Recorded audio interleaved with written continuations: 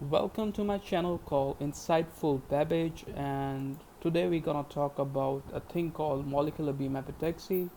Previously we studied about what is epitaxy and different types of epitaxy and the process to generate what we call the epitaxy. We studied about the liquid phase epitaxy, we studied about the vapor phase epitaxy. Now it is a turn to get into what we call the molecular beam epitaxy. So molecular beam epitaxy is a evaporation process through which we can deposit a layer on the substrate. So it is a evaporation process. So through evaporation we deposit a silicon layer, and we can deposit the other layer. So we can do the doping also through an electron gun, and we can get a silicon source also. Silicon electron gun should be also there, so electrons should be passed through the silicon source, and the silicon source heat the thing, and it forms an evaporated silicon to get deposited on the substrate wafer.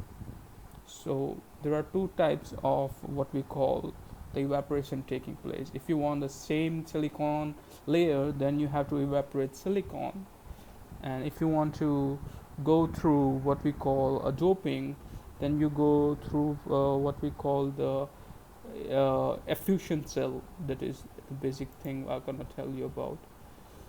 So you can see here, this is the MB system. This is the wafer who is exposed to the evaporation process, and here like if you there are all the effusion cells. What does an effusion cell do is that it gives evaporated other different than the layer of what we call the layer, the epitaxial layer.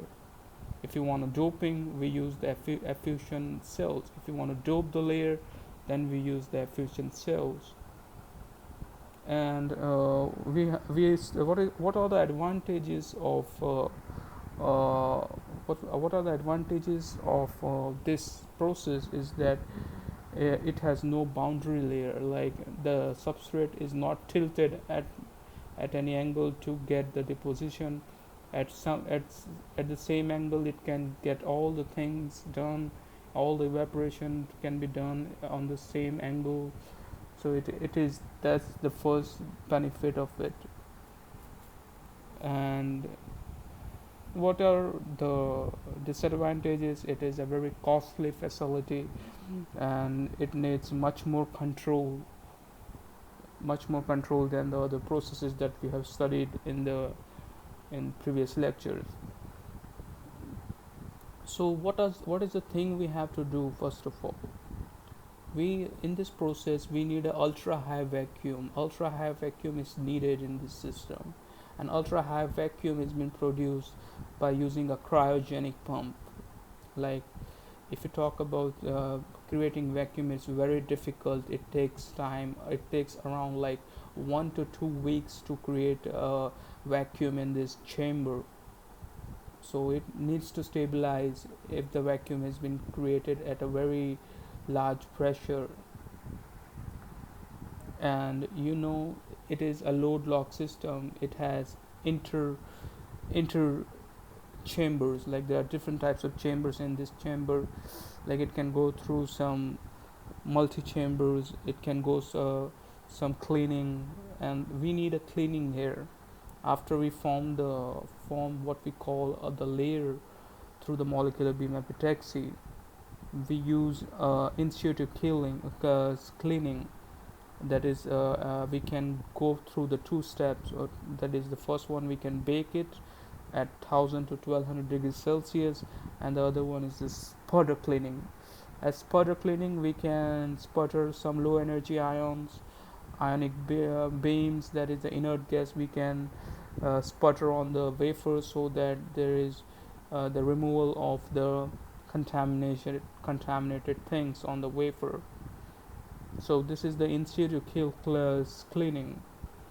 So we to get to know about the depot, what we know, the composition of the layer that we have deposited, we can use the mass spectrometer. Here you can see there is a mass spectrometer.